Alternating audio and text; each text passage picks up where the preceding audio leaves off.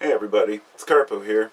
I'm going to do an herb video, but I'm going to put it on this channel, my main channel, and probably my other channel too. I have an herb channel, but this one specifically I think is very important for people. Last night when I made the video, of course, about being sad or, feeling sad, how everybody goes through it, of course, as I figured, the responses were, people understood what I was talking about. We all go through episodes, yin and yang, episodes of sadness.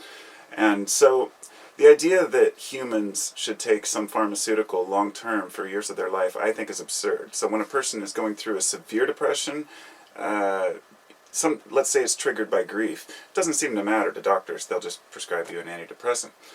Grief needs to be dealt with. But if you do have a severe anxiety, perhaps nothing else works. But I know a lot of people have asked me, how do you cope with anxiety?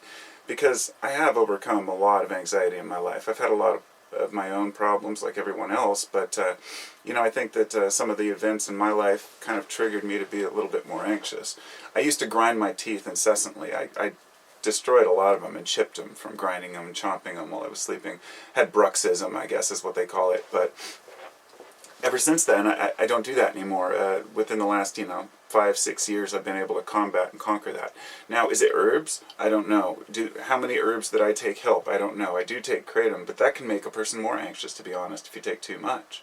But there are herbs like ashwagandha, which is much more mild. It's an adaptogen, which helps. But what I really wanted to talk about was CBD here, because I don't talk about CBD, but I do have a video about it, and it has, I think it's still on YouTube, has more views than any of my other ones, I think, and it was just mentioning, it was called the CBD Ripoff Report. It was an older video a few years back, but I still get tons of questions and emails like, do you have CBD? Do you know where I can get CBD? And everyone's, looking for a good source where they're not getting ripped off. I bite my tongue. I'm reluctant to say anything because I know that the CBD market is just like, some people treat it like as of course it's a money-making opportunity, but it's not homeopathy, like homeopathy, in other words, which is all placebo, and there is a lot to be said about CBD being touted as the cure-all for everything. It's the new snake oil, and it's not true that it's a snake oil. That's not what I'm saying, because I think it's a phenomenal thing. And that's what I wanted to really talk about, the fact that it does help with anxiety and it can help with depression. The endocannabinoid system in the brain and in the body, you have the CB1 receptor, which is affected by CBD, THC. This receptor, by saying receptor, people always picture these little antennas and, receiving information from the compound molecule. That's what's going on, but we just don't understand the process. The biggest thing we don't understand is the synergy between the compounds in a plant. So when you take CBD isolate, to me, I think that there's something lacking from it, but I can only assume that based on what I know about other herbs. For example, kratom. If I take multiple different types, you'll get different effects. If you take one too long, it'll build up a tolerance to that one strain because those alkaloids are, your body adjusts to them. Well, if you try to isolate one of those alkaloids, it's just not as effective. I mean, I've had phenomenal extracts, and they just don't do the same thing as plain leaf because there's other compounds that work in the plant. Just don't understand. Well, cannabis is exactly the same way. And THC, they tried to isolate that and make a synthetic version, Marinol, back in the 60s, I think they came out with it. And people didn't like it. They wanted cannabis. There was something else, something missing from that THC. And I think the same thing is happening with the CBD market right now. Now, earlier, it was kind of coincidental that I made this video last night about kind of being depressed or sad, and I just been feeling a little bit down, and I decided, well, I'm going to pull out some of my CBD wax. I have a shatter, what they call shatter. It's a BHO extraction of a very high CBD cannabis, which my friends and I grew for a few years, and I grew some big plants outdoors, and I turned them all into this extract, which I'm almost out of. I mean, I gave away and sold a lot of it, and on and off I would just smoke a little bit or share it with people. I'll just say this, there's something different tasting about a high CBD shatter or wax, isolate, extract, whatever you want to call it. And and a high THC one. It's a very interesting flavor that it has, and it tends to be much more sticky.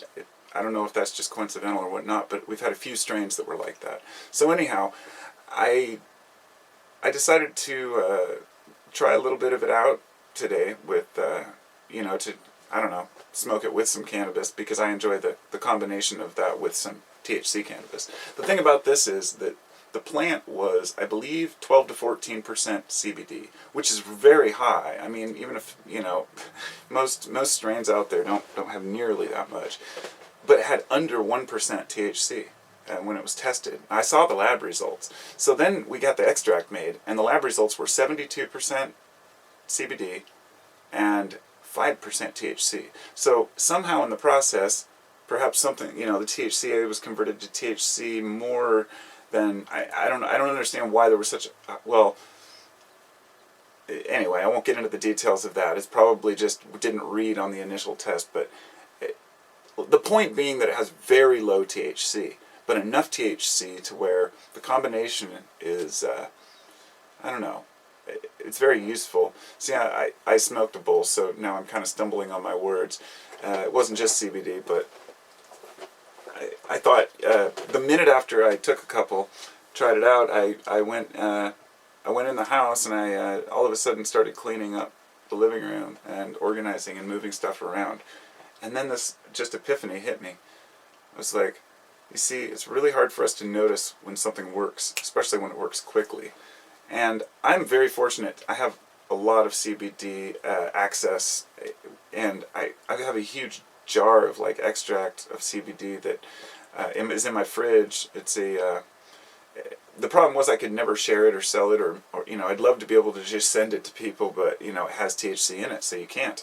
In my state, it's legal, but I've given it to my dog for his arthritis, and that's another reason why probably I thought that I made that video about sadness, is because something I didn't mention. My dog is he's very old. He's almost 15, and he's not dying, but his legs are giving out, his back legs. So I don't know how well he'd do. I could always build him a cart or something to wheel around on or whatnot, but he's getting old, and that's depressing, because it brings up those emotions of, wow, we're all gonna go, and I wouldn't have it any other way though, because having a pet is awesome. But that's kind of off the subject. Since this video was pretty strictly about CBD and plants, I should just keep it that way. I'm not gonna go ramble in some direction about it, life, and so my point, I guess, is that CBD seems to be a very fast-acting anxiolytic and antidepressant. Because the fact is, when you're kind of depressed, when you're just sad about some things, it's hard to just do normal things, everyday things. People don't understand. If you're you see people and they seem happy, and probably they are happy. I mean, I'm a generally happy person, but it doesn't mean I don't have sad moments. In those sad moments, you can embrace what you're going through, but at the same time say, is there a way that I can change this? You can get rid of, taking ashwagandha or rhodiola, certain, adaptogens, they call them. To me, it seems to help calm my stress response. But it doesn't take away the feeling of kind of boredom or confusion, unable to focus and focus on one thing, especially when there's a lot coming down on you. So, CBD, in the past, when I've taken, especially foods, we were consuming a lot of it before, but using it medicinally, all of the anecdotal evidence is enough for a person to say, hey, maybe it does work, and maybe it's worth a try. But my little tidbit to add to that is, if you have the choice, I would recommend a flower-based or bud-based extract over a commercial hemp-based CBD isolate. That's my personal opinion. I have no evidence to support that, nor do I want to dispute it. It's it is what it is. I firmly believe that a flower-derived extract has more cannabinoids in it, and those cannabinoids at least have the potential to act synergistically, because the truth is CBD and THC do seem to intermingle and work. There was one study done that I can give you. I won't have a link to it, of course, but I could find it, that they did recently, I think in Australia, if I'm not mistaken, and they found out that CBD that was given to patients who were suffering from certain conditions. I can't remember what it is, MS or something. If they gave them the isolate with just CBD, there was a very low ceiling that was reached, and then it would drop off and be useless after that point. But when they gave them the flower-derived extract with, you know, the full spectrum, they got much more benefit. The body was able to tolerate and hang on to more of that and used more of it somehow. I can't recall exactly how it works, but it's a fascinating thing. I believe in whole plant medicine. I believe in, you know, natural medicine, but I also understand that, you know, some pharmaceuticals have their place. But when it comes to anxiety, I do not recommend benzodiazepines. I do not recommend taking any type of antidepressants for regular depression or seasonal depression. I think that those things can permanently change our brain chemistry to start to accept it.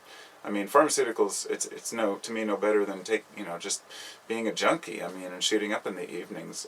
Taking sleeping pills is something people consider to be a normal thing. To me, that's just not a healthy option at all. But for some people who suffer extreme insomnia and some certain conditions, these things can be beneficial. So hopefully that opened up, or at least gave my opinion on some things, and maybe you learned something from it. So talk to y'all later, and remember, be safe. And of course, nothing in this video is intended to be a diagnosis or any of that. Disclaimers fully across the board, fully just my opinion on these things. So I'll talk to y'all later. Have a good day.